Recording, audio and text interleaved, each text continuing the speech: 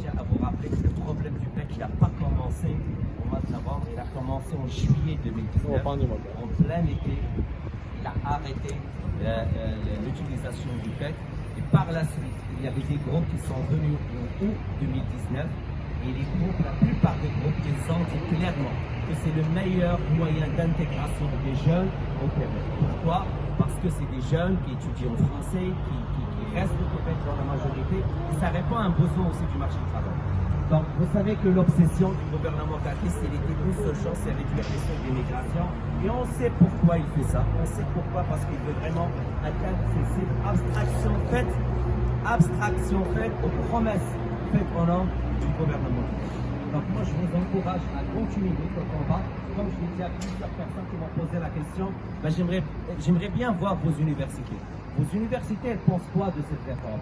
Moi, je leur dis maintenant publiquement, arrêtez de m'appeler, arrêtez de m'envoyer des lettres anonymes, manifestez-vous publiquement. C'est le moment que les gens entendent votre voix. Il y a des gens qui parlent, il y a des gens qui envoient beaucoup de messages, mais maintenant c'est à leur tour de vous écouter. La plupart des missions de recrutement à l'international, on a basé ces missions de recrutement sur le PEC. Il y a beaucoup de gens qui ont accepté de venir au Québec et payer 30 000, 40 000, 50 000 $ parce qu'on leur a promis le PEC. Donc maintenant, je vous invite à parler avec vos universités. Pour que les universités bougent. Est-ce que les universités pensent que la réforme est bonne du PEC? Qu'ils vous disent ça en face. C'est ça qu'on leur demande. Les centres de formation, les cégeps aussi. Donc les gens parlent ou bien envoient des emails. Moi, j'aimerais bien les entendre dans les médias qu'ils disent que la nouvelle réforme du ministre de l'Immigration est bonne et qu'ils vous disent ça en face. Les commissions scolaires nous ont annoncé qu'il n'y avait pas de liste et que pour eux c'était un gain de cause.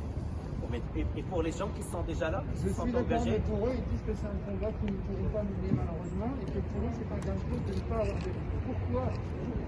ben, je vous invite juste à lire ma lettre d'opinion aujourd'hui dans le journal Le Soleil. C'est été publié, il est déjà sur la page Facebook. On va continuer à faire pression sur le gouvernement pour qu'au moins, je dis bien au moins, la seule chose que je vois à court terme, c'est le recul par rapport aux droits acquis. Je sais que pour personne d'expérience professionnelle, ça va être un peu difficile parce qu'on demande 2-3 ans, sachant que Ottawa, ou d'autres villes, il y a moins de demandes par rapport à l'expérience au travail. Donc, moi, je vais juste vous dire quelque chose. Je sais que c'est très difficile. J'ai vécu la même chose, moi aussi j'ai eu presque le même parcours. Donc je vous encourage à continuer votre combat. Votre combat est juste. Croyez dans ce que vous faites. Et s'il vous plaît, restez sur la même ligne. Une promesse. Une promesse. C'est très clair parce que quand le gouvernement, le Premier ministre se lève dans le Salon Bleu, à l'intérieur de l'Assemblée nationale, et il déclare qu'il y a un droit acquis pour moi, c'est un non-recul. Il ne faut pas qu'il recule par rapport à cette promesse. Donc, merci beaucoup, merci de venir. Je sais que pas mal, vous avez quitté très tôt Montréal pour venir faire entendre votre voix au Premier ministre. Respectez s'il vous plaît, les mesures de la distanciation. C'est important, les 2 mètres. Le virus, il est encore là. Le virus, il est encore présent. Donc, lâchez pas.